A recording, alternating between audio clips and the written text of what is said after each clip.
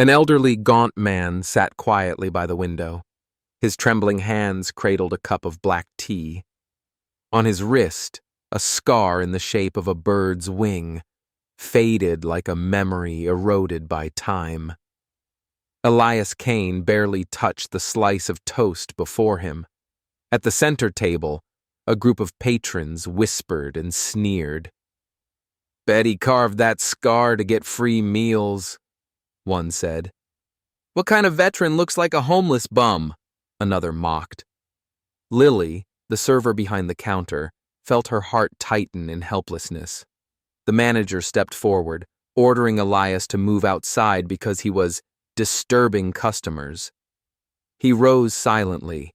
Leaning on his cane, he carried his tea and the last ounces of his dignity with him. But then a young pilot entered. His gaze paused at the scar, and the entire cafe fell into silence. What happened next? Why could the whole town never forget Elias Kane?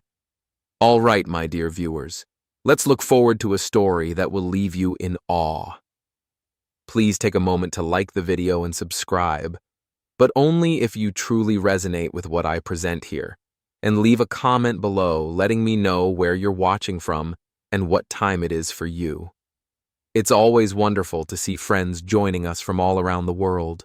A Saturday morning at Morning Dew felt like an old jazz record, slow, familiar music emanating from the dust-covered wooden speakers.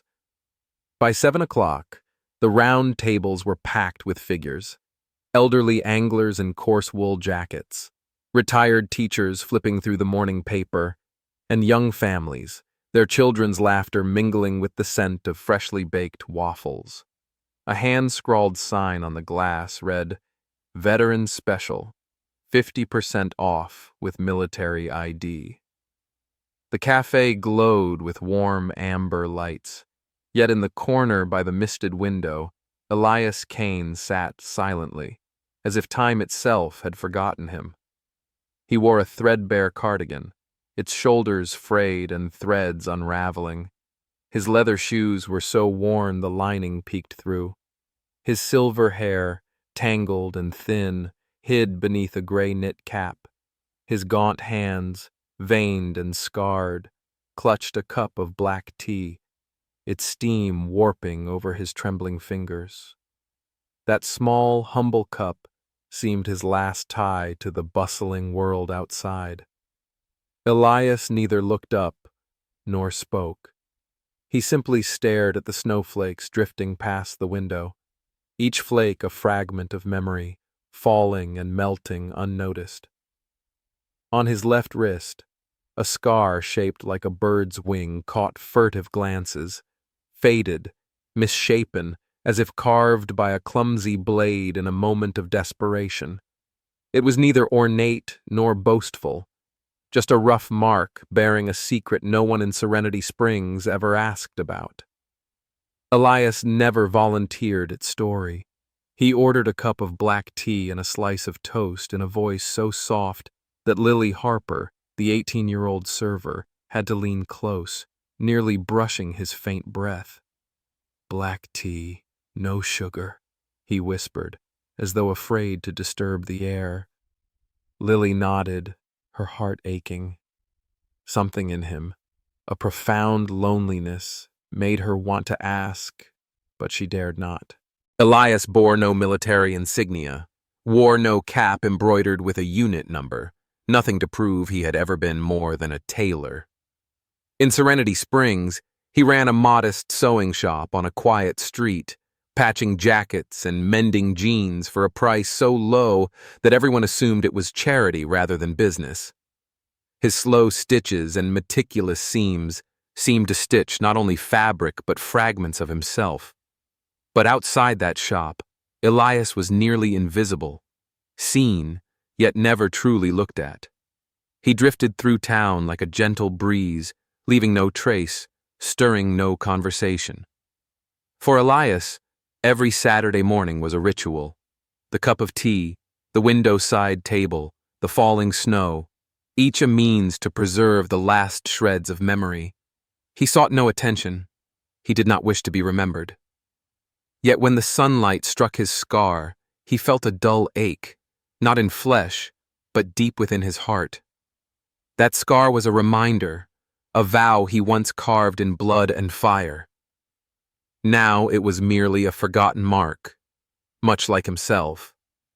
Lily, standing behind the counter, wiped a glass with a white cloth, her eyes never leaving Elias.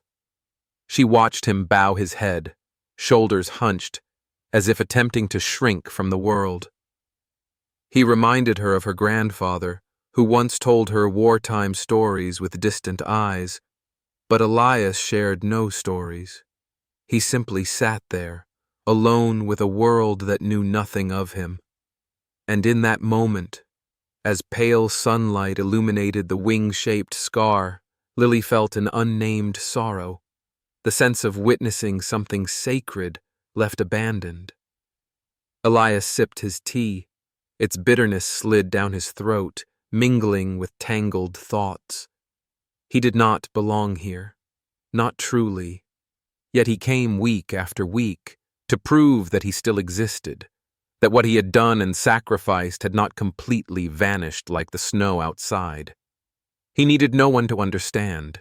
He only needed this cup, this table, and the silence. But deep within him, a fragile, trembling corner still longed for a glance, a word just once, to know that he was not invisible. At the center table, 3 middle-aged men in stretched golf club polos turned their eyes toward Elias Kane. They sat close together, whispering and pointing, their rough fingers skimming the rims of their coffee cups. A crooked grin, a jabbed elbow, then a voice, sharp as a blade, cut through the air. "Look at him," said the first, loud enough for Lily Harper, the young server behind the counter, to hear clearly. "Bet he carved that scar himself to score free tea." The words were like poisoned arrows, small, yet deadly enough to shatter Elias's quietude. Another man, his hair flecked with gray, sneered, his eyes glinting with contempt. "What kind of veteran doesn't even have an ID card?" Their laughter, short, brittle, rang out like breaking glass, tearing apart the cafe's warm atmosphere. Lily clutched her cleaning cloth, her knuckles white. She longed to speak, to step forward, but her legs felt frozen. A wave of helplessness rose within her, choking her throat. She looked at Elias, the frail old man by the window with sinewy hands clutching his tea as if it were his last warmth. He neither looked up nor reacted, but Lily saw the corner of his eye quiver, as though their mockery had pierced not just his skin, but his soul. In Elias's heart, each word was a fresh wound, dredging up years he'd tried to bury.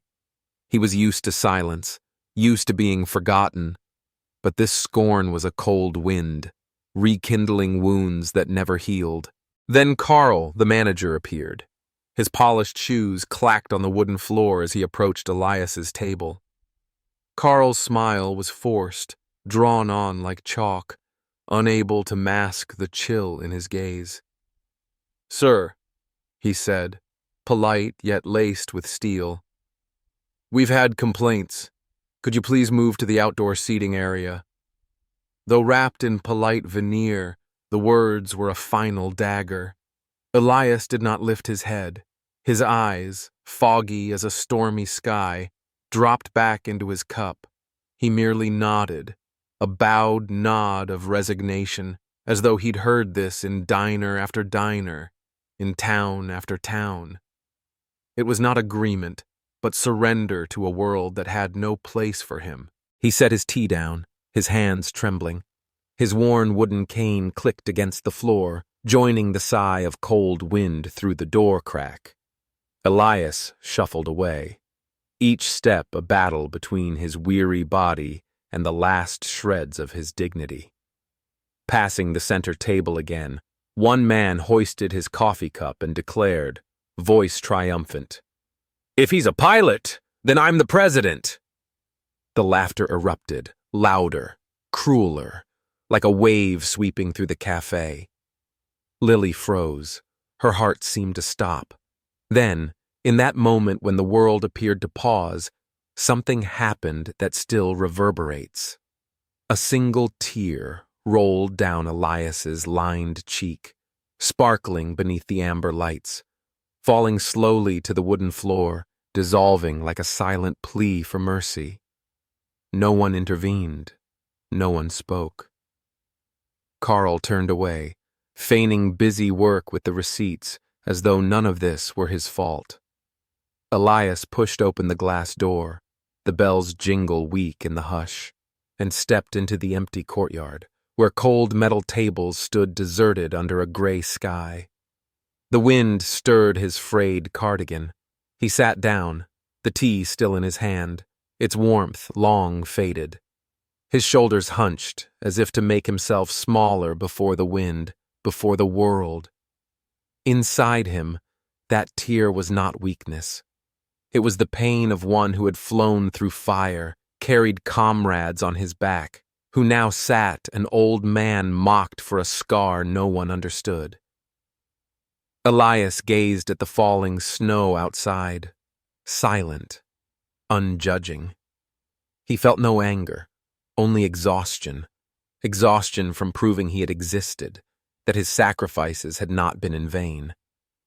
Yet he remained there, quietly, like a small ember glowing faintly, waiting for a spark, however tiny, so it would not be extinguished. Lily stood behind the counter, her eyes fixed on Elias Kane, the elderly man sitting alone outside, under the gray sky, his shoulders hunched as if carrying a lifetime's weight. Steam spiraled up from his cup of black tea into the frigid air, dissipating like the dreams he once had. Every gust of wind made the frayed edge of his woolen coat flutter, and Lily felt her heart tighten. There was something about him, his silence, his loneliness, or the wing-shaped scar, that made her want to step out, to say something to chase away a cold that wasn't only from winter. But she remained rooted, the cleaning cloth twisted in her hands, helpless before the invisible distance between them. Then, at exactly 7:42 a.m., the cafe door's bell jingled sharply, slicing through the silence. The glass door swung open, and a young man entered. Nathan Cole, about 27, stood solid as if carved from stone. His olive-green pilot's jacket hugged his broad shoulders, his hair cropped neatly, and his polished black boots struck the wooden floor with confident rhythm. He did not smile or glance around. He scanned the cafe with the focus of someone who had faced fire and gunfire. His gaze settled on the empty chair where Elias had sat, then flicked outside. There, Elias lifted his teacup, and the wing-shaped scar on his wrist gleamed in the pale light. A spark lit in Nathan's eyes, as though he had found a missing piece of history. Nathan froze, his hawk-sharp eyes locked onto the scar, his heart racing, his breath trembling. It was no random mark, but the emblem of the Nighthawk Squadron, a covert Vietnam War air unit for which only 12 pilots bore that insignia, men who flew through fiery skies, returning their comrades home or never returning themselves. In Nathan's mind, training camp lessons flashed back, the story of Firestorm, of the sole surviving pilot who led his squadron through a storm of bullets to save dozens of lives, Elias Kane. His name reverberated in Nathan like a vow. Nathan stepped into the courtyard. His boots tapped the floor in a steady drumbeat as cold wind whipped through the door, stirring his hair. He halted 2 paces from Elias's table, standing tall, shoulders squared, back straight as steel. Then he rendered a perfect military salute, each millimeter precise. His voice rang out, clear, strong enough to slice through the glass and reach every corner of the cafe. "Sir, are you Elias Kane of the Nighthawk Squadron, Firestorm mission?" Elias looked up, slowly, his cloudy eyes flickering with confusion. Memories stirred after a long slumber. Within him rose a tide of doubt, of pain, and of fragile hope. No one had ever called him by that name. No one had ever looked at him with these eyes. Nathan continued, his voice trembling slightly, not from the cold, but from the surge of reverence. "We studied you in training. You were the sole survivor of Firestorm." Each word struck like a hammer, shattering the wall of silence surrounding Elias. He blinked, his hands tightening on the wooden cane, his knuckles white. In his mind flickered images of blazing aircraft, engines' screams, and comrades' faces passing by like a scratched film. He said nothing. Words had eluded him long ago. Yet he nodded gently, a silent confirmation not only to Nathan, but to himself. Nathan sat down opposite him. His posture remained rigid, but his eyes softened, full of respect, like a pupil before a master. Inside the cafe, time seemed to halt. Forks hovered midair. The men at the center table, those who had mocked Elias, bowed their heads, their faces burning with shame, as if exposed by the light. Carl, the manager, stood behind the counter, fingers gripping the edge, lips pressed tight. He knew he had been wrong, but the truth was too heavy to admit. Lily, her heart pounding, felt a wave of warmth spread through her. Elias was no longer invisible. No longer. In that moment, beneath the gray sky of Serenity Springs, a small flame had been ignited, ready to blaze. Dear viewers, please take a moment to relax, or sip a glass of water, and stay tuned for the rest of this story. The surprises are still unfolding. And let me know in the comments where you're watching from and what time it is for you. It's always a joy to see friends joining us from around the globe. Comment 1 if you're enjoying this tale. It helps us bring you even more great stories. Nathan Cole retrieved his phone from his flight jacket pocket, his gaze never leaving Elias Kane. The old man sat there, shoulders hunched, sinewy hands cradling a cup of cold tea. The bird-wing scar on his wrist whispered of a distant past. A cold breeze stirred, causing the wooden cane beside Elias's table to tremble. Nathan raised his phone.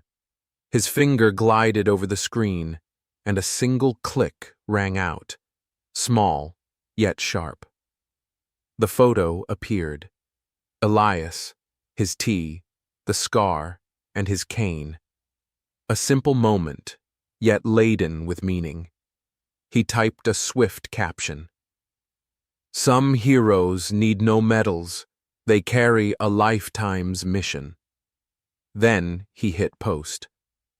The image slipped quietly into the digital ether, like a pebble dropped into a still pond. For Nathan, this act was more than tribute. It was a promise, a way to restore to Elias what the world had taken, recognition. He looked at the old man and saw his cloudy eyes fixed on the tea, as if searching for something in the vanished steam. Elias had no idea that this photo would change everything. He did not need to know, but deep within him, in a hidden corner of his soul, he felt a fragile warmth, like rare sunshine piercing gray clouds. Within hours, the photo exploded. From Serenity Springs, it spread across platforms, from X to Instagram, from veterans groups to local news outlets. By evening, millions had viewed, shared, and commented. "Who is this?" one person wrote. "Thank you for telling this story," another replied. Someone left a single red heart, no words needed. In her small room, Lily Harper scrolled through her phone, her heart pounding as she saw Elias's face, the winged scar, and Nathan's caption. She choked back tears. Elias, the invisible man, was now a beacon in the dark. In Serenity Springs, Elias's story took flight like a wind over snowy streets. On Monday, the first letters arrived at his tailor shop, a tiny room lit by yellow bulbs and scented with beeswax thread. A former pilot, with trembling handwriting, wrote, "I heard about Firestorm. I thought it a myth. Thank you." The letter was a waking blow, painless yet awakening. Elias read it, his hands trembling, his eyes tracing each line. He said nothing. He folded the letter and tucked it into a drawer, but inside him, a small crack opened to admit light. Then came the drawings. Dozens of envelopes from an elementary school, scrawled pencil sketches of the old man smiling, a bird's wing on his wrist. One child wrote, "My grandpa says you're a hero." Elias held a drawing, his finger brushing the blue crayon, and for the first time in years, the corner of his mouth twitched. Not a smile, but a release. He was unaccustomed to attention. He did not want it. Yet those letters and drawings flew back from the past like tiny birds, reminding him he was not alone. Elias brought them to Morning Dew, placing them before Lily. "You know what to do," he said, his voice low as a whispering wind. Lily, her eyes bright, pinned them to the bulletin board, each letter, each drawing, a mosaic of a forgotten story. She added a hurried line, her handwriting trembling. "If you know Elias Kane, please say thank you." The bulletin board became a living tapestry, every piece of paper a silent whisper of gratitude. The next morning, a bouquet of white chrysanthemums appeared at the outdoor table where Elias once sat. Beside it, a napkin scrawled with, "We see you." Elias stood, gazing at the flowers as the cold breeze stirred his silver hair. He did not touch them. He simply watched, and within him, a quiet wave of emotion rose. A week later, the local Veterans Association visited his tailor shop, bearing a box of gleaming new sewing tools. "Consider it a gift," one said. Elias grumbled, his eyes narrowing, but he let them set the box on his work table. He did not say thank you. No words were needed. They understood. Elias's story, once buried beneath time's dust, had become the flame that warmed Serenity Springs. Each letter, each drawing, each small act was a glowing ember, keeping that fire alive. Lily, standing behind the counter, looked out across the courtyard where Elias had sat. She smiled, tears glistening in her eyes. Elias was no longer the invisible tailor. He had become part of the town, part of their hearts. And within Elias, though he would never admit it, a small corner of his soul began to believe that his flights through fire, his silent sacrifices had finally been seen. A morning on Elias Kane's 80th birthday dawned over Serenity Springs in pale sunlight, the cold air seeping through snow-dusted streets. His tailor shop, a small room lit by yellow bulbs and scented with beeswax thread, sat quietly as always. Behind the counter, Elias wiped his sinewy hands on an oilcloth rag. Each deliberate motion seemed a whisper of time itself. In his heart, birthdays held no meaning, just another day, another cup of tea, another moment to recall flights through fiery skies and comrades' faces lost in smoke. He expected nothing. He had learned to live with silence and loneliness, wrapped around him like his threadbare cardigan. Yet that day, the world had other plans. A low, rumbling engine growl shook the shop's windows. Elias glanced up, frowning, his cloudy eyes drifting toward the street. The sound grew nearer and more insistent. 3 glossy black SUVs rolled to a stop before the door, their tires crunching on gravel. Beyond them, a small helicopter touched down in a nearby field, its rotors stirring up flurries of snow. The SUV doors burst open, and 6 young pilots, clad in deep blue Air Force uniforms, strode out with statuesque precision, their breath forming clouds in the frigid air. Behind them appeared a slight figure, Clara Dunn, the granddaughter of one of Elias's fallen comrades. She wore a long coat, her blonde hair neatly tied back, and cradled a wooden box and a neatly folded American flag, its red, white, and blue creases exacting and solemn. Elias stepped outside, the rag still in hand, his brow knitting tighter. The cold wind tugged at his silver hair and frayed coat. He stood uncertain, no warning, no explanation. A wave of doubt and vague fear rose within him, fear that this was a mistake, that they would turn and leave him in his accustomed silence. Clara approached, her eyes brimming with tears, yet her smile was as warm as winter sunshine. "We've come to honor you," she said, her voice trembling, each word a precious gem she handled with care. Elias blinked, his lips tightening. "Honor me?" he whispered, the words strange on his tongue, like a song whose melody he had long forgotten. The young pilots advanced one by one, standing at attention and rendering a crisp military salute, movements sharp and reverent. Their eyes, bright with youth yet deep with respect, bore into Elias as though they faced a living legend. They presented him with the wooden box, its surface gleaming, weighty with significance. Elias opened it, his hands trembling, and inside lay a medal from the Airmen's Association.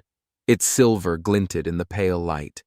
His name, Elias Kane, was engraved in bold letters. Beneath it, the inscription, "For service beyond time."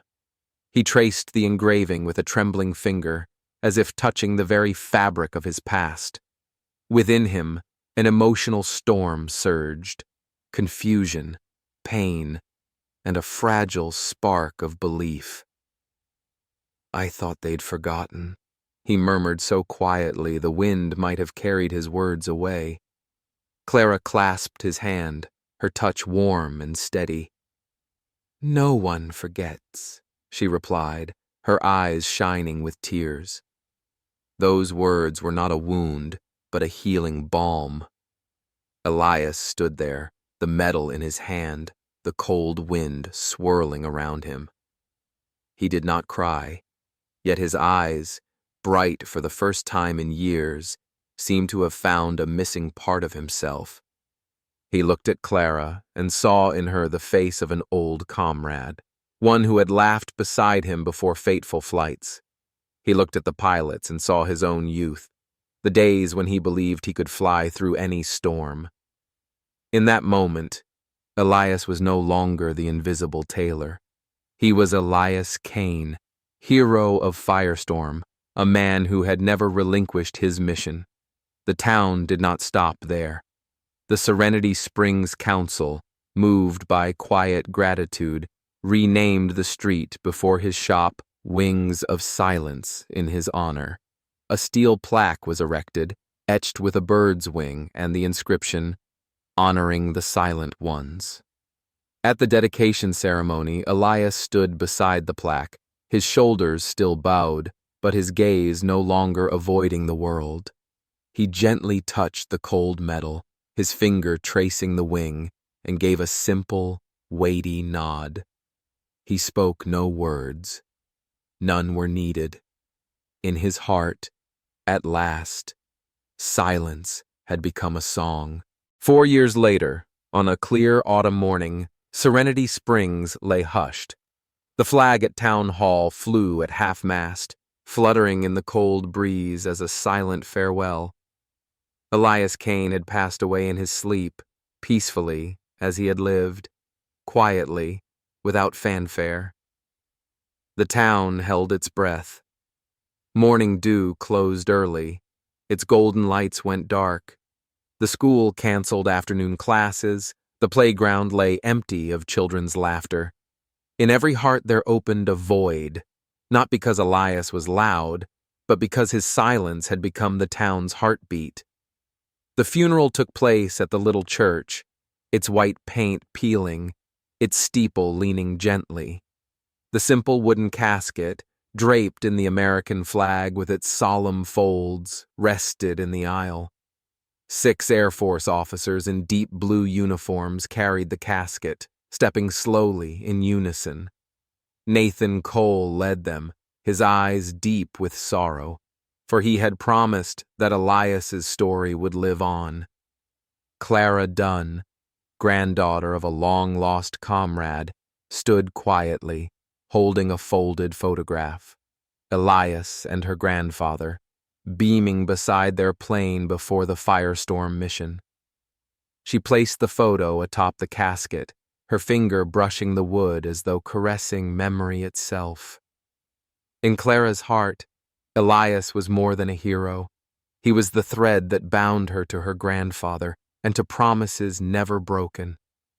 Elias's gravestone, on a grassy hill, bore the inscription, "His silence was the guiding flame."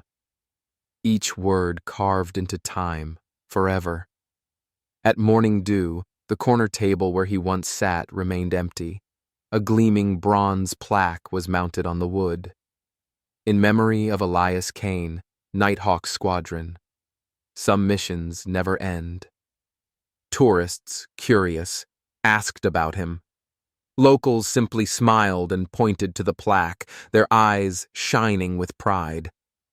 Elias was no longer the invisible tailor. He was the flame that burned eternally in their hearts. Serenity Springs was transformed by Elias. On the streets, people waved to one another, their smiles warmer. Children clutching white chrysanthemums ran to the tailor shop, now run by Elias's apprentice. Bouquets were left at the door, belated thank yous. His story, like an autumn breeze, drifted beyond the town to touch distant hearts. To them, Elias proved that quiet kindness, even if forgotten, always finds a way to shine. Veteran Best Stories retells this tale to remind us: a cup of tea, a single scar, one moment. Sometimes that is all it takes so that history does not remain silent. Elias Kane, through his silence, changed Serenity Springs, and perhaps changed us as well. Share this story. Honor the silent heroes, those who bear a lifelong mission, not for medals, but for the heart. Thank you for joining us. Don't forget to let me know in the comments where you're watching from and what time it is for you. It's always wonderful to see friends joining us from around the globe. Comment 1 if you enjoyed this story, so we can continue bringing you even more great tales.